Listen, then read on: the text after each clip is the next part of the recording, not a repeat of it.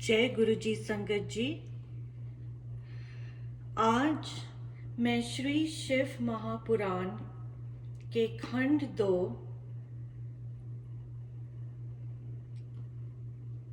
के 35वें और 36वें अध्याय का पाठ करने जा रही हूँ। ओम नमः शिवाय, शिवजी सदा सहाय। ओम नमः शिवाय, गुरुजी सदा सहाय। 35वां अध्याय। ब्रह्मा जी ने कहा, हे नारद, इस प्रकार मैं विष्णु जी तथा अन्य सभी देवता जिस समय शिवजी के साथ चलते हुए दक्ष के यज्ञ मंडप में जा पहुँचे, उस समय दक्ष के पारिवारिक जनों को अत्यंत प्रसन्नता हुई। तदुपरांत शिवजी की आज्ञानुसार प्रत्येक कार्य किया गया। जब दक्ष के शरीर में यज्ञ पशु यानी कि बकरे का सिर लगाया गया तो वह जीवित होकर इस प्रकार उठ खड़ा हुआ मानो अभी तक निद्रा में सो रहा हो। शिवजी के दर्शन प्राप्त कर उसे अत्यंत प्रसन्नता हुई। उस समय वह प्रेम में भरकर बकरे की जीवा से शिवजी की स्तुति करने लगा। हार्दिक प्रेम का सम्मिश्रण होने के कारण यह स्तुति परम पुनीत एवं सुंदर है। दक्ष ने कहा, हे प्रभु, आपके आदि और अंत को कोई नहीं जान पाया है, इसलिए आपने मुझे दंड देकर ब्रह्म ज्ञान कराया। यह आपकी मुझ पर अत्यंत कृपा है। मैंने अपने अज्ञानता तथा मूर्खता के वशीभूत होकर आपको नहीं पहचाना और आपकी बहुत निंदा करी। अस्तु, आप कृपा पूर्वक मुझे अपनी भक्ति का वर प्रदान करें। दक्ष की स्तुति के उपरांत विष्णु जी ने कहा, हे प्रभु, आपका यश अमृत के समुद्र के समान शुद्ध, शीतल एवं फलदायक है। उस समुद्र में हमारा मन हाथी के समान चिंता में जला हुआ जिस समय बैठता है, उस समय उसे बाहर निकलने की इच्छा नहीं होती। आप दया करके हमारे अपराधों को क्षमा करें। ब्रह्मा जी ने कहा, हे नाथ, संपूर्ण सृष्टि मुझे बुरा कहती है, परंतु आपका उपासक होने के कारण मैं किसी की बातों पर ध्यान नहीं देता।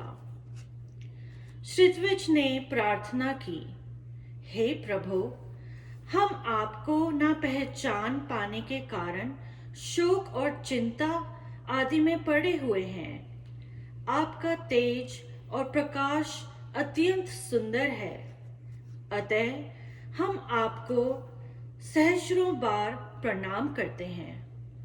इसी प्रकार इंद्र, वरुण, कुबेर, अग्नि आदि देवता, गंधर्व, अप्सरा, ब्राह्मण, यजमान, विद्याधर, योगी, सती, ऋषि मुनि आदि सभी ने शिवजी की अलग अलग प्रार्थना करते हुए ये मांग की कि हे प्रभु, आप हमारे अपराधों को क्षमा कर दें।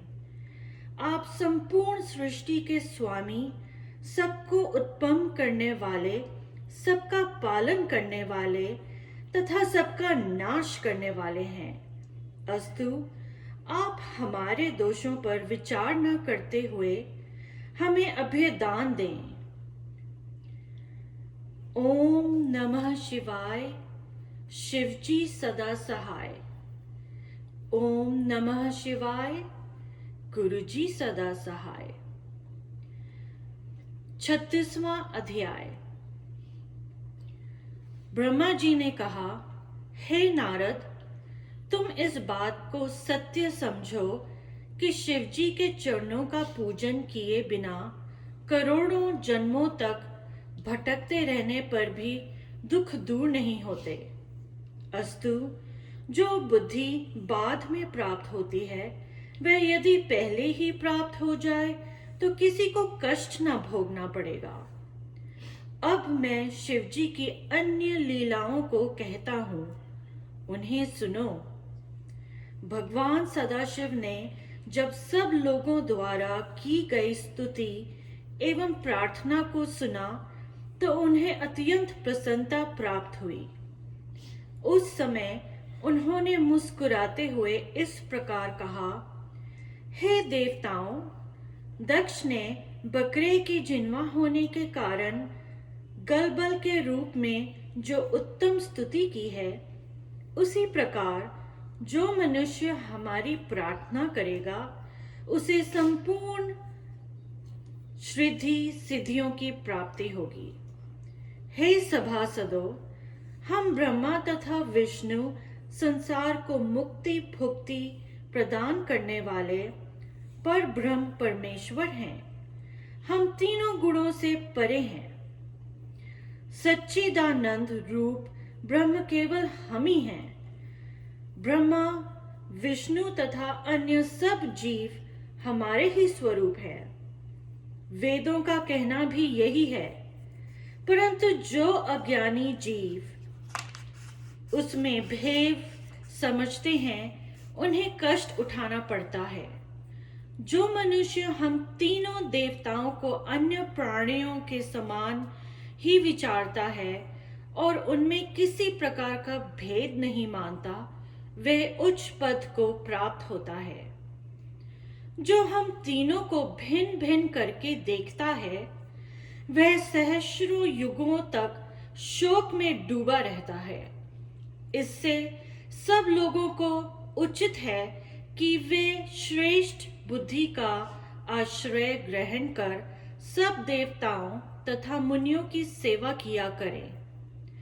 ब्रह्मा के पूजन के बिना विष्णु का पूजन व्यर्थ है और विष्णु की सेवा किए बिना मैं कभी प्रसन्न नहीं होता। इस बात को भली भांति जान लेना चाहिए। इस प्रकार शिवजी ने सबको संबोधित करने के उपरांत भृगु ऋषि की ओर देखते हुए कहा, हे भृगु, तुम जो चाहते हो वही होगा। संसार में जो व्यक्ति विष्णु अथवा हम में भेद मानेगा अथवा विष्णु का भक्त होकर हमारी निंदा करेगा अथवा हमारा सेवक बनकर विष्णु की बुराई करेगा, वह अवश्य ही नरक को प्राप्त होगा। हम दोनों में भेद रखने वाला मनुष्य तत्वीय ज्ञान से हीन कहा जाता है। इस प्रकार के वचन कहकर जब शिवजी ने शापोद्धार का वरदान किया तो सब लोग अत्यंत प्रसन्न हो गए। दक्ष भी अपने परिवार सहित प्रसन्न हो आनंद में डूब गया। उस समय सब ओर से जय हर हर की ध्वनि सुनाई देने लगी और सब लोग भगवान सदाशिव की स्तुति प्रशंसा करने लगे। जय हर हर, जय हर हर। इतनी कथा सुनाकर ब्रह्मा जी ने कहा, हे नारद, जो व्यक्ति शिवजी की जिस भावना से स्तुति करता है उसकी अभिलाषा को भगवान सदाशिव अवश्य पूरा करते हैं। यह बात सब लोकों में प्रसिद्ध है कि भगवान शिव की प्रशंसा से संपूर्ण सुखों की प्राप्ति होती है। वेद और पुराणों का यह कथन है कि शिवजी के विरोधी को कभी भी मुक्ति प्राप्त नहीं होती। अस्तु, इस घटना के पश्चात शिवजी ने दक्ष प्रजापति को संबोधित करते हुए यूं कहा, हे दक्ष, अब तुम यज्ञ फिर से प्रारंभ करो। हमारी प्रसन्नता द्वारा पूर्णता को प्राप्त होगा। शिवजी के मुख से यह वचन सुनकर सब लोग आनंद मग्न हो गए। तदुपरांत एक नवीन विशाल मंडप का निर्माण किया गया। भगवान शिव शंकर की आज्ञानुसार ऋषि मुनियों ने पुनः यज्ञ आरंभ कराया। दक्ष ने भी सब देवताओं सहित श्री शिवजी को यज्ञ का भाग दिया और उन्हें सबसे श्रेष्ठ तथा सबसे बड़ा स्वीकार किया। ब्राह्मणों को यथा योग्य दान देने के उपरांत दक्ष प्रजापति ने यज्ञ समाप्त हो जाने पर अपनी पत्नियों सहित नदी में स्नान किया। इस प्रकार भगवान सदाशिव ने दक्ष के यज्ञ को पूर्ण करवाकर सबको आनंद प्रदान किया। तब सब देवता तथा ऋषि मुनि श्री शिव जी की स्तुति एवं प्रशंसा करते हुए अपने अपने घर को चले गए। मैं तथा विष्णु जी भी अपने अपने लोक में लौट आए। परंतु भगवान शिव शंकर को दक्ष प्रजापति ने यह कहकर वहीं रोक लिया कि हे प्रभु, आप कुछ समय तक यहीं निवास कर हमें अपनी सेवा करने का सौभाग्य प्रदान करें। शिवजी ने भी दक्ष को अपना भक्त जानकर उसकी यह प्रार्थना स्वीकार कर ली। अस्तु कुछ दिनों तक वहीं निवास करने के पश्चात शिवजी अपने गणों सहित कैलाश पर्वत पर लौट गए। हे नारद, यद्यपि शिवजी प्रसन्न होकर लौटे, परंतु सती के वियोग का दुख उनके हृदय से नहीं गया। वे अनेक कथाओं का वर्णन करते हुए संसारी जीवों के समान चरित्र दिखाते हुए समय व्यतीत करने लगे। हे पुत्र, भगवान शिव अनादि और अनंत हैं। उन्हें किसी प्रकार भी दुख कैसे हो सकता है? परंतु यह सब उनकी माया का ही प्रभाव है। उस माया के भेद को हम लोग नहीं जान पाते और सहस्रों युक्तियों द्वारा शिवजी की महिमा को नहीं समझ पाते हैं। वे परब्रह्म परमेश्वर हैं और माया उनकी दासी है।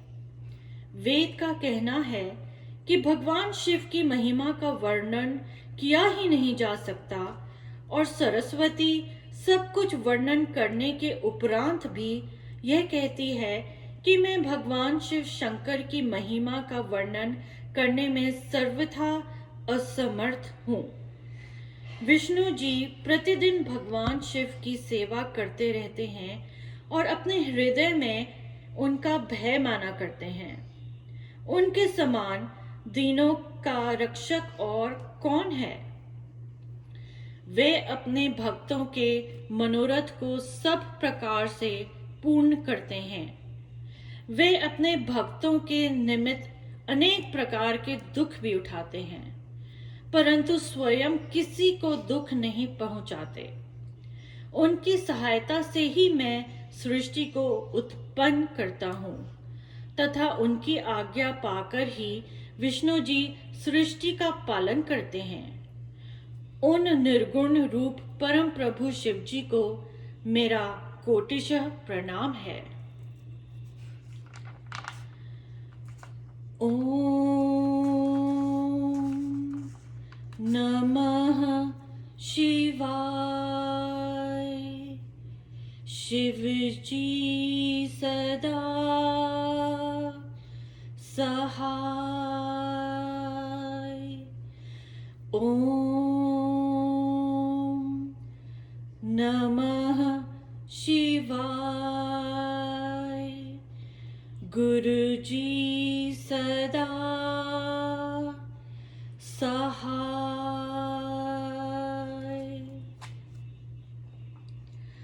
संगत जी, आज का पाठ यहीं समाप्त होता है। इससे आगे का पाठ 15 नवंबर सुबह 8 बजे पढ़ा जाएगा। जय गुरु जी। शुक्राना गुरु जी।